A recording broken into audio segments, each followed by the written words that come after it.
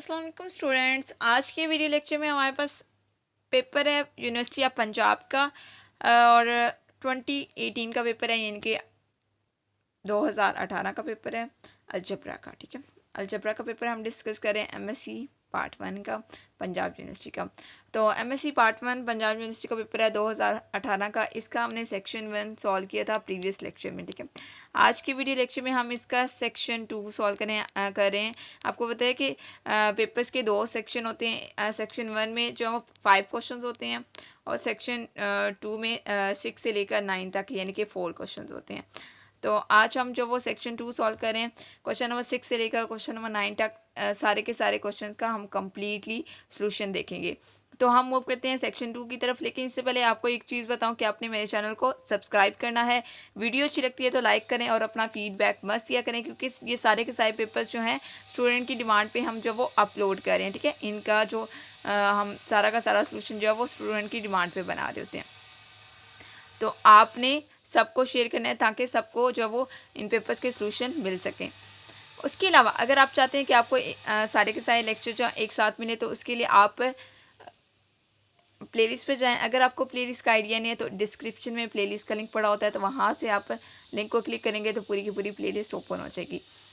उसके अलावा आप चाहते हैं कि आपको हर लेटेस्ट वीडियो का नोटिफिकेशन मिले ताकि आपका कोई भी पेपर का सॉल्यूशन मिस ना हो सके, उसके लिए आप बेल आइकन को प्रेस करें ताकि आपको हर लेटेस्ट वीडियो का नोटिफिकेशन मिले।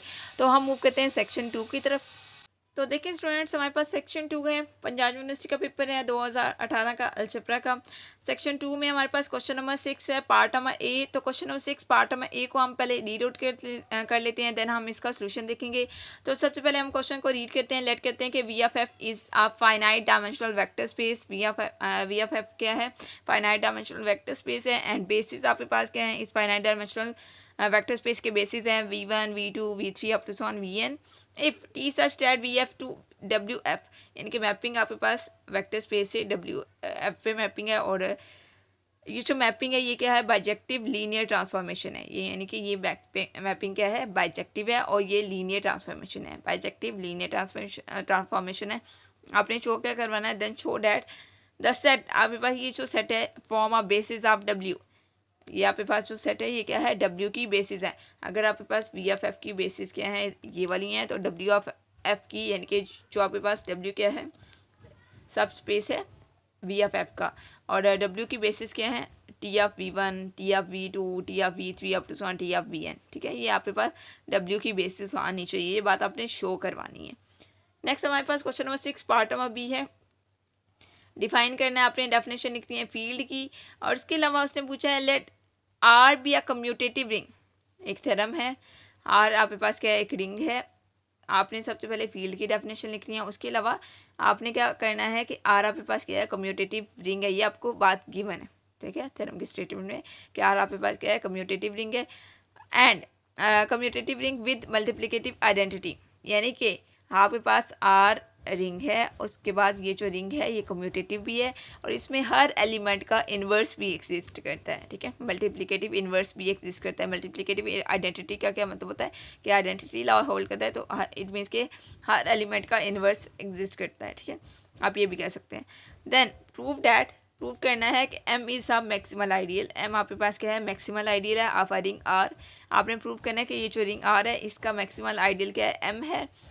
If and only if r over m क्या हो? फील्ड हो। अगर आपके पास ये जो क्वेश्चन रिंग है r ओवर m, ये अगर फील्ड हो तो m आपके पास क्या होगा? मैक्सिमल आइडियल होगा, क्योंकि इफ़ एंड ओनली इफ की कंडीशन है। अगर m आपके पास मैक्सिमल आइडियल हो तो r ओवर m क्या होगा? फील्ड होगा। यानी कि आप पहले इसके फॉरवर्ड स्टेप देखेंगे, फिर आप इसका कन्वर्स देखेंगे। ठीक है, नेक्स्ट हमारे पास question number 7 part number A है, तो हम इसको भी रीड आउट कर लेते हैं कि लेट करते हैं कि V be a finite dimensional vector space over a field F and U be its subspace. U क्या है? सब स्पेस है किसकी? वी की है। और वी आपके पास क्या है? फाइनाइट डायमेंशनल वेक्टर स्पेस है over the field F. Show करवाना है कि dimension of V over U equal किसके हों? Dimension of V minus dimension of U के। ये बात आपने शो करवानी है कि वी ओवर यू की डायमेंशन किसके इक्वल हो? Dimension of V minus dimension of U के। इसी तरह से हमारे पास question number 7 part number B है। पहले हम सारे के सारे क्वेश्चंस को रीड आउट कर लेते हैं, देन हम एक साथ इनका सोल्यूशन देखेंगे। ठीक है, तो question number 7 part number B है, prove that the ring G यानी कि ring of set of integers is the principal ideal domain. आपने प्रूव करना है कि ये जो रिंग ऑफ इंटीजर है, ठीक है, रिंग ऑफ इंटीजर यानी कि जी सेट ऑफ इंटीजर जो होते हैं ये रिंग बनाते हैं, यानी कि ये आपके पास रिंग ऑफ इंटीजर्स बनती है। और ये जो रिंग ऑफ इंटीजर्स है आपने प्रूव करना है कि ये आपके पास प्रिंसिपल आइडियल डोमेन भी है, ठीक है। नेक्स्ट हमारे पास question number 8 part number A है, give the definition of zero divisor in a ring. आपने किसी भी रिंग में जो जीरो डिवाइजर है, जीरो डिवाइजर की डेफिनेशन आपने देनी है, यानी कि जीरो डिवाइजर की डेफिनेशन सिंपली लिखनी है, डिफाइन करना है आपने जीरो डिवाइजर, डेफिनेशन लिखनी है। उसके बाद उसने नेक्स्ट क्या बोला है, आल्सो शो डैट। बेसिकली यहाँ पर आप एक थ्योरम है, थ्योरम क्या है, शो करवाना है आपने, शो डैट। पहले आपसे पूछा गया क्वेश्चन नंबर 8 पार्ट में जीरो डिवाइजर की डेफिनेशन, वो डेफिनेशन लिख लें। उसके बाद थ्योरम है उसको समझें। थ्योरम क्या है, show that a non zero element है आपके पास ए की क्लास बिलोंग कर रही है जी एन से। जेड एन में अब होता है मॉडलो क्लासेस होती हैं, और जेड एन आपके पास डिफाइन भी है। जेड एन में किस टाइप के एलिमेंट्स होते हैं, 1 की क्लास, 2 की class, up to n minus 1 की क्लास, ठीक है। इस जीरो डिवाइजर, इसमें आपने चेक करना है कि जो एलिमेंट आपने लिया है ए कॉन्जुगेट ए की क्लास, ये आपके पास क्या है, जीरो डिवाइजर है। ये जो एलिमेंट है ये जीरो डिवाइजर कब होगा, if and only if GCD of A and N does not equal to 1। अगर इन दोनों का जीसीडी 1 नहीं आता, दो एलिमेंट है, एक ए है और एक आपने एन एलिमेंट लिया, इन दोनों का जीसीडी लिए अगर 1 ना आए तो इट मीन्स कि वो जो एलिमेंट ए है वो जीरो डिवाइजर होगा, ठीक है। अगर आपके पास एलिमेंट ए जो है वो जीरो डिवाइजर है तो देन इसका जीसीडी 1 नहीं होगा, क्योंकि इफ़ एंड ओनली इफ की कंडीशन है। तो मैंने दोनों तरीकों से इसको रीड कर लिया। नेक्स्ट हमारे पास question number 8 part number B है। नेक्स्ट हमारे पास question number 8 part number B है, तो हम इसको भी रीड आउट कर लेते हैं। Question number 8 part number B है, let R be a finite commutative ring with unity. R आपके पास क्या है, फाइनाइट रिंग है, लेकिन कम्यूटेटिव रिंग भी है विद यूनिटी, यानी कि विद 1, सॉरी यूनिटी भी 1 ही होता है वैसे। आर आपके पास क्या है, फाइनाइट कम्यूटेटिव रिंग है विद 1।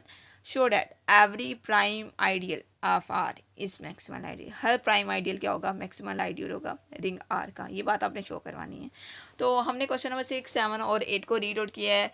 पहले हम इनका सोल्यूशन देख लेते हैं, फिर हम क्वेश्चन नंबर 9 को भी रीड आउट करके उसका भी सोल्यूशन देख लेंगे। तो हम बारी बारी सारे क्वेश्चन का सोल्यूशन देखेंगे। सबसे पहले हम question number 6 part number A का सोल्यूशन देखेंगे, देन पार्ट नंबर बी का, इसी तरह से हम क्वेश्चन नंबर 7 और 8 का सोल्यूशन भी देखेंगे। तो हम मूव करते हैं जल्दी से सोल्यूशन की तरफ। तो देखें स्टूडेंट्स, हमारे पास question number 6 part number A है, तो इसका हम जो सोल्यूशन देखने लगे हैं, तो लेट करते हैं कि T such that V F to W F पे मैपिंग है, और ये जो मैपिंग है ये आपके पास क्या है, बाइजेक्टिव लीनियर ट्रांसफॉर्मेशन है। V and W are vector spaces, ये आपके पास दोनों क्या है, वेक्टर स्पेसिस हैं। और लेट करते हैं कि आपके पास जो वेक्टर स्पेस वी है उसकी बेसिस है, उसको हम B equals to V1 V2 V3 up to so on Vn। ये आपको चीज़ गिवन थी स्टेटमेंट पे, आपने बेसिस ले ली, और ये आपके पास किसकी बेसिस है, वी की बेसिस है। और इसी तरह से आपने शो करवाना है कि डब्ल्यू की बेसिस आपके पास क्या आनी चाहिए, दिस आनी चाहिए, ठीक है। तो हम इसको प्रूव करने के लिए सारा का सारा सोल्यूशन करेंगे। जैसे कि आपको पता है कि हम पेपर का सोल्यूशन देख रहे हैं, तो यहाँ पर मैं बहुत सी चीज़ें डिटेल में नहीं बताऊँगी, तो आप यहाँ तक इसको नोट करेंगे। तो देखिए स्टूडेंट्स, नेक्स्ट आप यहाँ से लेकर यहाँ तक नोट करेंगे। और यहाँ पर एक और चीज़ आपको गाइड करूँ कि अगर स्टूडेंट्स को जो वो पास्ट पेपर्स चाहिए 5 ईयर्स के, तो वो यूट्यूब कमेंट बॉक्स पे आके कांटेक्ट कर सकते हैं। उसके अलावा अगर स्टूडेंट्स को इन पेपर्स के PDF चाहिए, तो वो भी यूट्यूब कमेंट बॉक्स पे आके मुझसे कांटेक्ट कर सकते हैं, मैं उनको चीज़ें प्रोवाइड कर दूँगी, ठीक है गया। और नेक्स्ट आप यहाँ से लेकर यहाँ तक नोट करेंगे, और ये आपके पास आंसर है, यानी कि यहाँ पे पास प्रूफ हो गया है question number 6 part number A का। नेक्स्ट हम question number 6 part number B की तरफ मूव करते हैं, और हम उसका सोल्यूशन देख लेते हैं। नेक्स्ट हमारे पास question number 6 part number B है। तो question number 6 part number B का हम प्रूफ देखने लगे हैं। बेसिकली यहाँ पर आपसे एक डेफिनेशन पूछी गई थी, फील्ड की डेफिनेशन। तो फील्ड क्या होती है, a commutative डिविजनिंग is called a field. Commutative डिविजनिंग क्या होती है, फील्ड होती है। फील्ड की डेफिनेशन आपसे पूछी गई। उसके बाद आपसे एक थ्योरम पूछा गया, तो यहाँ से थ्योरम का प्रूफ बेसिकली स्टार्ट होता है। Now suppose that R is ring with multiplicative identity and M is the proper ideal of R. Thus M क्या होगा, सबसेट होगा आर का, क्योंकि एम आपके पास क्या है, प्रॉपर आइडियल है आर का। But M does not equal to R, also R is commutative ring. R आपके पास कम्यूटेटिव रिंग है, thus R over M is also commutative ring, क्योंकि आपके पास आर अगर कम्यूटेटिव रिंग है तो ये जो क्वेश्चन रिंग है ये भी कम्यूटेटिव रिंग होगी विद यूनिटी, ठीक है। और नेक्स्ट आप इस सारे को यहाँ तक जो इसको नोट डाउन करेंगे। सिंस वन बिलोंग कर रहा है आर में से, क्योंकि आर आपके पास क्या आर आपके पास कम्यूटेटिव रिंग है विद मल्टीप्लिकेटिव आइडेंटिटी। अगर मल्टीप्लिकेटिव आइडेंटिटी वन एग्जिस्ट करता है तो इट मीन्स के वन बिलोंग करता है आर में से, और वन बिलोंग करता है एम और ए में से भी, और आर इक्वल किसके एम ए के, तो वन इक्वल होगा एम प्लस ए आर की, ठीक है। यानी कि एम ए में एम ए मीन्स के एम ए के इक्वल है आर, तो इसलिए हमने यहाँ पर लिया वन इक्वल किसके एम प्लस ए आर के, ठीक है। फर्स्ट हम एम बिलोंग करें एम में से एंड आर बिलोंग करें आर में से, और यहाँ से हम जो वो वन प्लस एम जो है यहाँ पे पास क्या है मल्टीप्लिकेटिव आइडेंटिटी है किसकी आर ओवर एम की, क्योंकि इस क्वेश्चन रिंग है ना, तो क्वेश्चन रिंग में किस टाइप के एलिमेंट्स होंगे, आर प्लस एम टाइप के एलिमेंट्स होंगे, ठीक है। तो हमने इस टाइप के एलिमेंट्स लेने हैं यहाँ पर। तो हमारे पास क्या गया वन प्लस एम टाइप की, आर आपके पास रिंग का एलिमेंट होता है तो यहाँ पे वन रिंग का एलिमेंट है, तो वन प्लस एम टाइप के जो एलिमेंट्स हैं वो मल्टीप्लिकेटिव आइडेंटिटी होगी question ring R over M की। और हमने प्रूव करना था ये जो क्वेश्चन हमने सपोज किया था कि आपके पास एम क्या है मैक्सिमल आइडियल है, अगर एम मैक्सिमल आइडियल है तो आर ओवर एम क्या होगा फील्ड होगा, तो हमने प्रूव कर लिया कि आर ओवर एम क्या है फील्ड है। अब हम कन्वर्सली क्या करते हैं, क्योंकि इफ़ एंड ओनली इफ की कंडीशन थी, तो कन्वर्सली हम सपोज करते हैं कि आर ओवर एम आपके पास क्या है फील्ड है, और हम प्रूव करते हैं कि एम आपके पास क्या है मैक्सिमल आइडियल है रिंग आर का। तो देखिए स्टूडेंट्स कन्वर्सली हम सपोज करते हैं कि आर ओवर एम आपके पास क्या है फील्ड है, और एम को आप मैक्सिमल आइडियल प्रूव करेंगे। अगर आर ओवर एम आपके पास फील्ड है तो हम एम को मैक्सिमल आइडियल प्रूव करने के लिए हम यहाँ पर अगर लेते हैं कि अगर if M is not maximal ideal of R, अगर एम मैक्सिमल आइडियल नहीं है then there is an ideal I of R, तो यहाँ पर एक और आइडियल एग्जिस्ट करता है। अगर एम मैक्सिमल नहीं है तो एम और आर के दरमियान एक और आइडियल है आई, ठीक है। और आई और एम दोनों इक्वल नहीं है, since M is properly contain a I, M जो है आई जो है प्रॉपरली कंटेन करता है एम को, और यहाँ तक आप इसको नोट करेंगे। और नेक्स्ट आप यहाँ से लेकर यहाँ तक नोट करेंगे, और हमने प्रूव कर लिया कि एम आपके पास क्या है मैक्सिमल आइडियल है आर का। और ये आपके पास question number 6 part number B का कंप्लीट सोल्यूशन है। नेक्स्ट हम question number 7 part number A का सोल्यूशन देखते हैं। तो देखिए स्टूडेंट्स नेक्स्ट हम हमारे पास क्वेश्चन नंबर 7 पार्ट में ए है, तो क्वेश्चन नंबर 7 पार्ट में ए में हमारे पास एक थ्योरम था, तो हम इस थ्योरम का प्रूफ देख लेते हैं। सपोज कहते हैं कि suppose that the dimension of V is dimension of V equal किसके एन के, यानी कि वी की डायमेंशन क्या है एन है। Also given that U is a subspace of V as U की आपके पास बेसिस किस फॉर्म में है W1 W2 W3 up to son WM is the basis of W, ठीक है। ये आपके पास W की बेसिस है। Then theorem by linear independent set of vectors is a finite dimensional vector space V can be extended to a basis of V. You can be extend to the basis U1 U2 U3 up to son UN and V1 V2 V3 up to son Vn, यानी कि आपने basis को extend करके लिखा है, और या आप यहाँ तक इसको नोट करेंगे। और नेक्स्ट आप यहाँ से लेकर यहाँ तक इसको नोट करेंगे। ये सारा का सारा सोल्यूशन नोट करना है। जैसे कि मैंने आपको बताया कि हम पेपर का सोल्यूशन देख रहे हैं, तो इसलिए मैं बहुत सी चीज़ें आपको शॉर्टकट बता रही हूँ, ठीक है। आपको जस्ट ये बोल रही हूँ कि यहाँ से लेकर यहाँ तक नोट करें, क्योंकि मैं लेक्चर डिलीवर नहीं कर रही, पेपर का सोल्यूशन हम बना रहे हैं, ठीक है। नेक्स्ट आप यहाँ से लेकर यहाँ तक इसको कम्प्लीटली नोट कर सकते हैं। और नेक्स्ट आप यहाँ से लेकर यहाँ तक नोट करेंगे तो आपके पास क्वेश्चन नंबर 7 पार्ट में ए का सोल्यूशन होता है कंप्लीट। आपने प्रूव करना था कि dimension of P over U equal आना चाहिए dimension of P minus dimension of U के। नेक्स्ट हमारे पास क्वेश्चन नंबर 7 पार्ट में बी है, prove that the ring G यानी कि ring of integers is a principal ideal. आपने प्रूव करना है कि ये जो रिंग ऑफ इंटीजर्स है ये प्रिंसिपल आइडियल रिंग है, ये बात आपने प्रूव करनी है। तो लेट कहते हैं कि आपके पास रिंग ऑफ इंटीजर यानी कि सेट ऑफ इंटीजर्स हम लिख लेते हैं 0 +-1 +-2 up to some +- up to so on, ठीक है। आपके पास क्या है, क्योंकि ये आपके पास इनफाइनाइट ग्रुप है तो ये आपके पास सेट ऑफ इंटीजर्स है।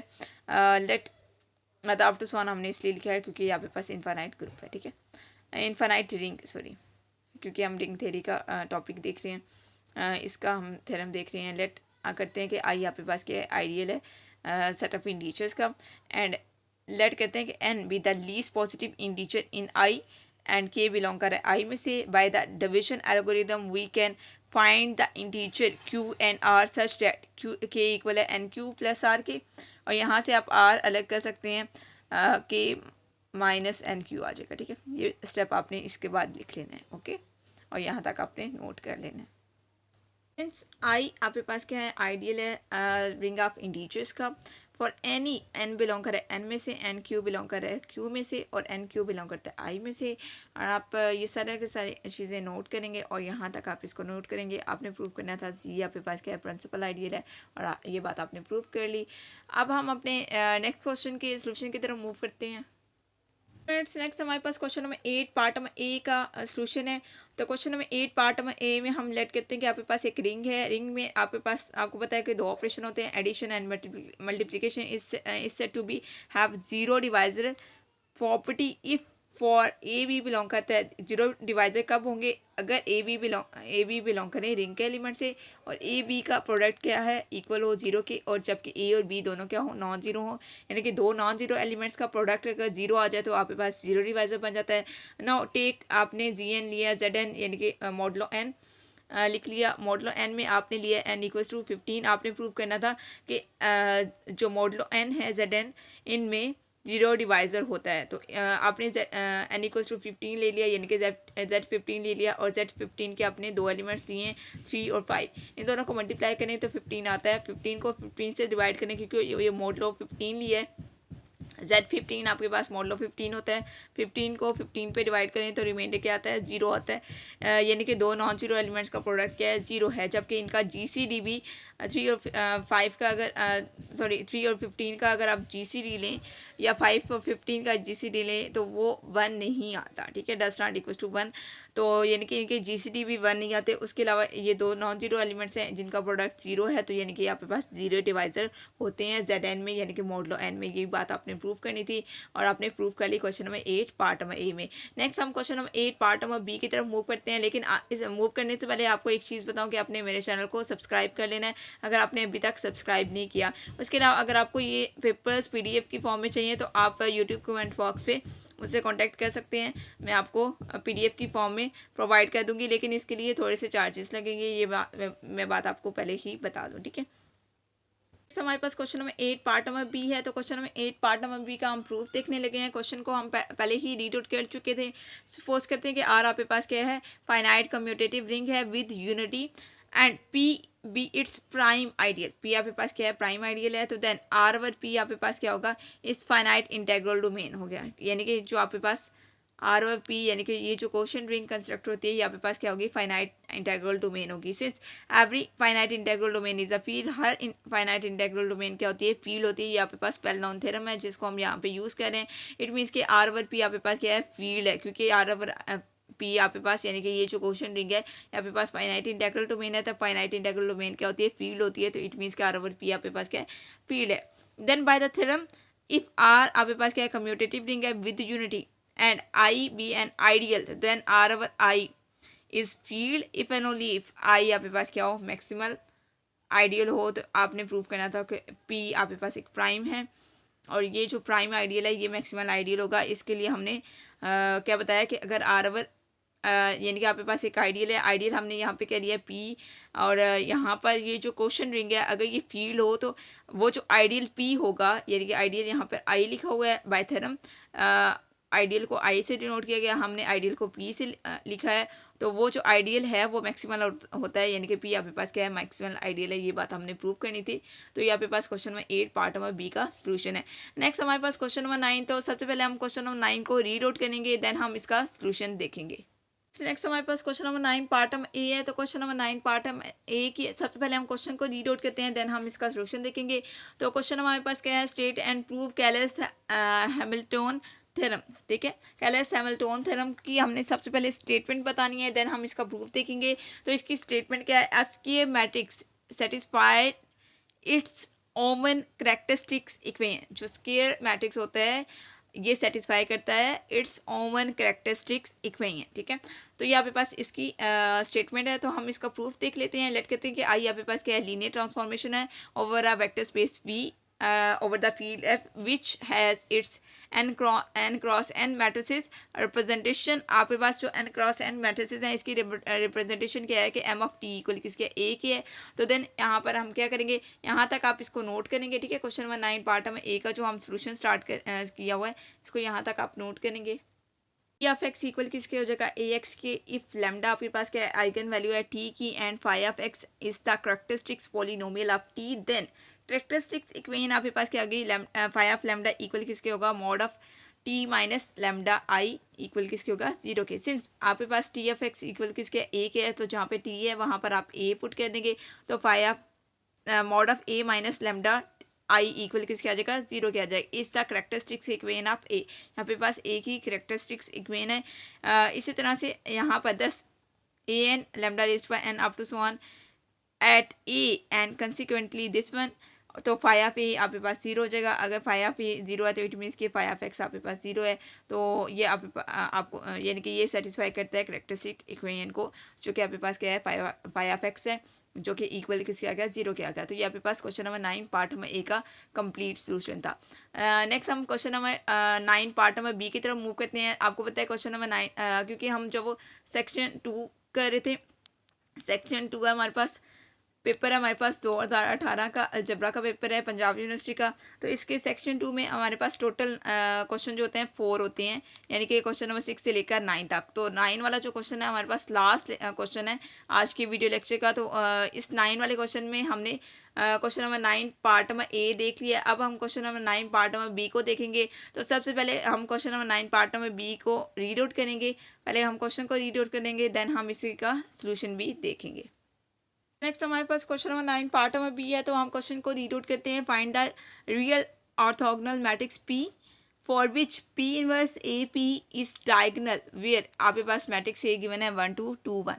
आपने फाइंड क्या करना है, पी इनवर्स ए पी, और आपने real orthogonal matrix P find करना है बेसिकली, ठीक है। तो इसके सोल्यूशन में सबसे पहले हम क्या लेते हैं, eigen value of A are given as mod of यानी कि determinant of A minus lambda I equal किसके है, 0 के है। यहाँ तक आप इसको नोट करेंगे। आपके पास क्या है, determinant of A minus lambda I equal किसके है, 0 के है। तो आपके पास मैट्रिक्स ए गिवन है, मैट्रिक्स ए में आप ए लिखोगे, मैट्रिक्स ए लिखोगे माइनस लैम्डा, और आइडेंटिटी मैट्रिक्स लिखोगे, आइडेंटिटी मैट्रिक्स के साथ लैम्डा को मल्टीप्लाई करोगे, और ए जो भी मैट्रिक्स आएगा उसको ए के साथ माइनस करोगे और डिटर्मिनेंट का साइन लगा दोगे। तो आपके पास 1 माइनस लैम्डा 2 2 और 1 माइनस लैम्डा इक्वल आ जाएगा 0 के। यहाँ से आपने लैम्डा की वैल्यू निकालनी है, यानी कि आइगन वैल्यू निकालनी है, जो कि आपके पास क्या आ जाएगी, lambda equal to -1 and lambda equal to 3। ये आपके पास 2 डिफरेंट आइगन वैल्यूज आ गई हैं। और अब हमने जो वो real orthogonal matrix P find करना है, उसको फाइंड करने के लिए सबसे पहले आपके पास मैट्रिक्स पी होना चाहिए। तो लैम्डा इक्वल टू 3 लेंगे, तो आपके पास ए माइनस जहाँ जहाँ पे लैम्डा था तो वहाँ पे लैम्डा की वैल्यू आप 3 पुट करेंगे, तो ए माइनस 3 आई आ जाएगा, ठीक है। तो ए माइनस 3 आई को आप कैलकुलेट करेंगे, और आप इसी तरह से यहाँ से आइगन वेक्टर फाइंड कर लेंगे। यहाँ से आप जब वो आइगन वेक्टर फाइंड कर लेंगे, आइगन वेक्टर आपके पास क्या है, 1 1 आया है।